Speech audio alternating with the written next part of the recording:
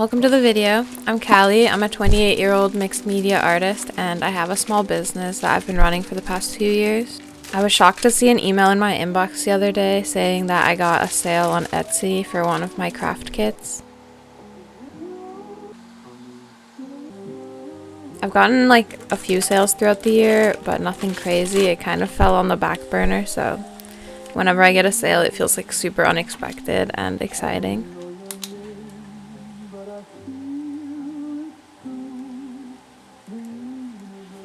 Around the end of the year, I tend to question like what I want to do moving forward, and I was actually thinking to stop my Etsy shop, but I got another order just yesterday, and I was like, fuck it, I'm just gonna keep it up, and I'll try to do a tiny bit more advertising and also to add a few more products on there every now and then, because genuinely having an online shop has been my dream for like many years, so might as well keep at it a little bit.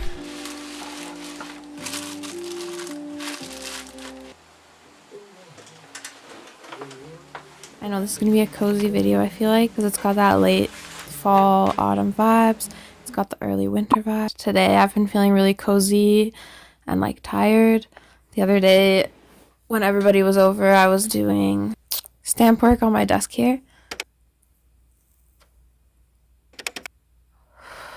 And then my housemate came down and his girlfriend was curious about the stamp printing. She literally said she talked about it just earlier that day.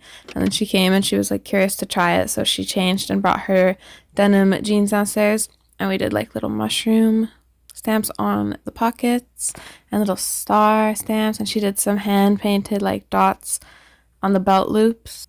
It got me thinking like a keychain or something hanging from the belt loops would suit it so well. And then that got me thinking how inspiring it is to like mix mediums and try new things. Like when I'm upcycling, I'll do like patches, I'll do stamp work, I'll do hand painted. You know, you can add details with the way that you do a zigzag stitch on the edge or a blanket stitch. Anyway, I'm basically upcycling like a goal is like around 10 pieces that I can add to my rack at a retail shop where I sell my upcycle clothes. It's called Luhu in Toronto on Queen Street if you're curious. And it's time to rotate and put some new stuff in there. There's still some like summer things in there. That's not right. So I'm making some like wintry type things. This morning I was literally about to repost something from the event I thought I was doing that I signed up for. And then I realized by going to their Instagram stuff, I was like, this is the event I thought I signed up for, but it's not the event I actually signed up for. It's called Eastside Events, but I ended up signing up one called Eastside Arts. And it's in a really small little clubhouse near Riverdale Park. It's in a really cute spot. Like that park is like known for its sunsets on the Toronto skyline. Like it is really cute. So I am excited. I have been to that clubhouse before for like a fabric swap thing.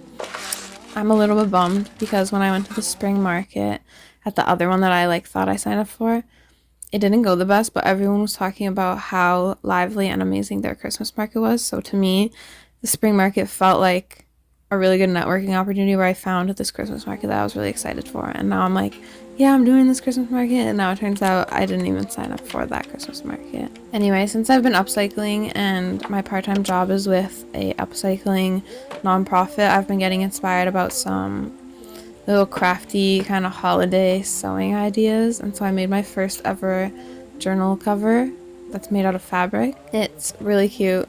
If you know Melanie Martinez on Instagram, she does like crafty scrapbooky stuff.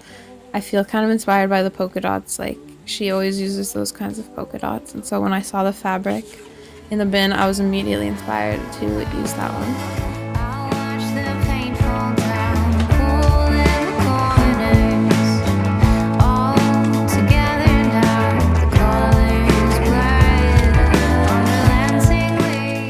These big posters, they're like prompt boards at my last gallery show, which was my first solo gallery show. It's in the last like 2 videos if you want to watch. And I wanted people to be able to participate and do art and like get creative in the space. So I did these big prompt boards and then they got completely filled up with all those cute little sticky notes that people did. And I've been trying to brainstorm a way to save them all. I do scrapbooking and stuff, so I was thinking about filling like scrapbook pages with it. I was thinking I should have like a specific book just to collect all of these bits and pieces of other people's art, because then if I do these prompt boards again, I can just keep adding to it. Let me know in the comments if you have any ideas. I was thinking about doing like even like a card collecting book where that has all those little slots, but everything's a different size, so maybe I can get creative and like kind of bind my own book, because I have been wanting to try that. Like you can bind it with like embroidery thread. I'm trying to figure out how to crop this shirt. This one I made for myself. I really wanted one with like these like mirrored prints, and so I was thinking to just do like a straight crop. I don't know if I want it to be like frayed or if I want to do like an actual hem.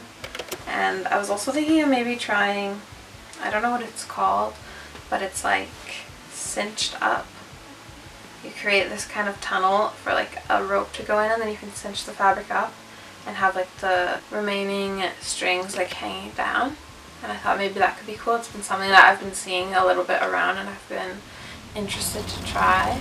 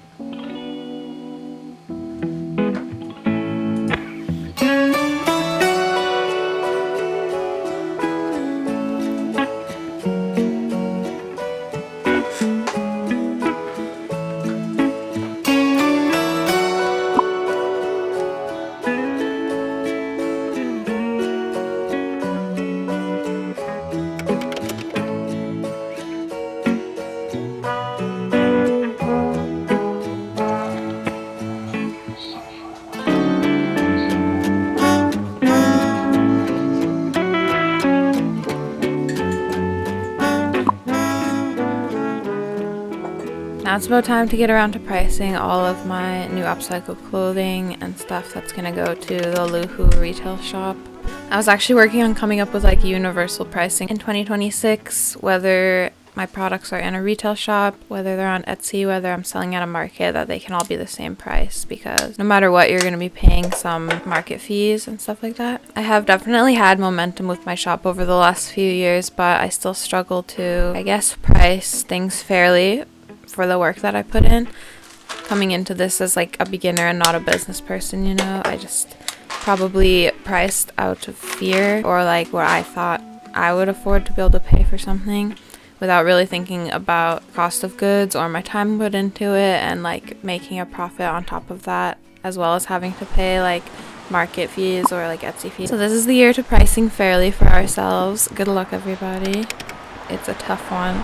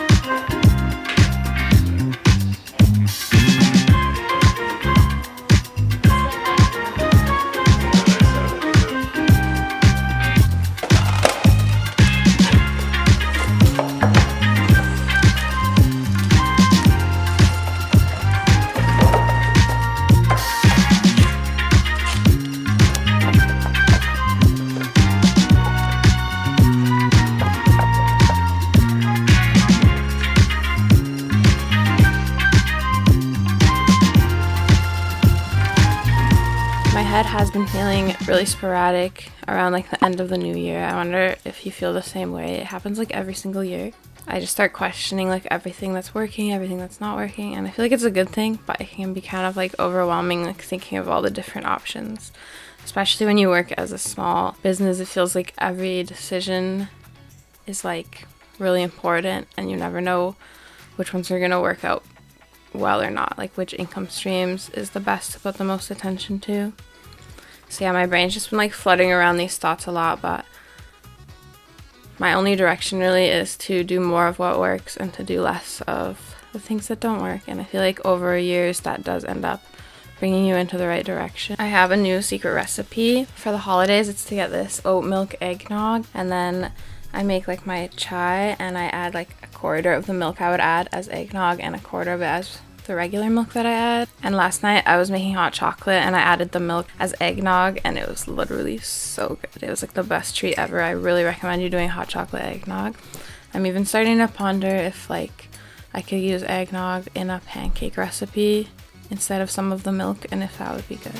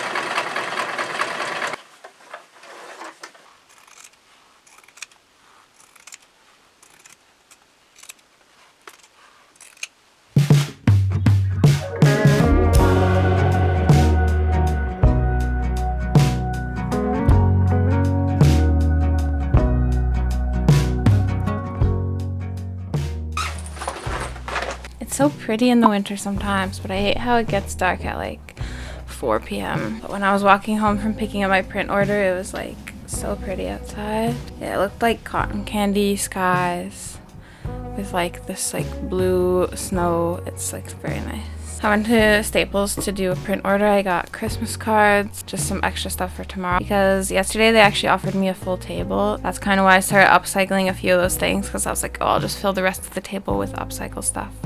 And now that I have a full table, I'm like, I'll get my Christmas cards, I'll do it. And I also needed one more little like holder. I had like 2 little basket ones, like metallic basket ones, which I really like the vibe of. And I also have some like wooden stuff, and this I just thought was cute. So I'm gonna put my other like mini print packs in here.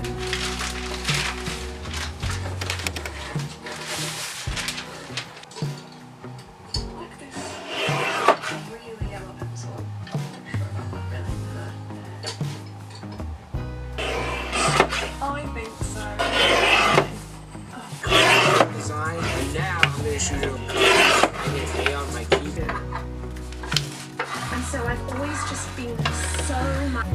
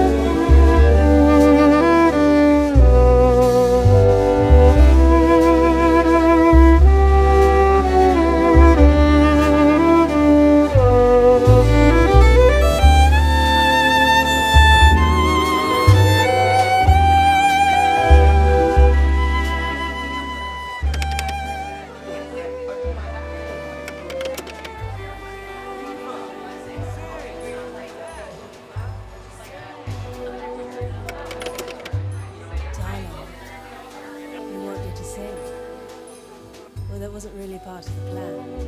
All right. Silent night, holy night. Oh. I feel like the video is probably long, but do you think that we should end it with a little haul? I kind of feel like we should, because the amount of trades I got at that holiday market is a lot of good stuff. So I'm going to show you because I can't help it. And also the next day I went to One of a Kind, which is a really cool market, and I got a couple of holiday gifts. I traded with the vendor across from me the most beautiful Christmas cards. Like, she had so many options. I saved my little Grinch napkin for scrapbooking, this sticker sheet and this sticker, this collage artist. I traded all of this stuff. Isn't it pretty? I got this other sticker sheet and this little sticker, and then this huge print. And then I was staring at the vendor across from me while I was staring at their work for like a long time, and there was something about this one print that was calling out to me, so I bought it. And it's this print, and it goes perfectly in my little altar area. One of a Kind market, and I got this really cool carabiner with all of these clay bits and rope art, leather buttons that have engravings in them, like a little, I always call these chestnut nuts, but they're actually, this is like oak leaves, and then this is like, I can never remember the word for these, and it's so like straightforward. Cute.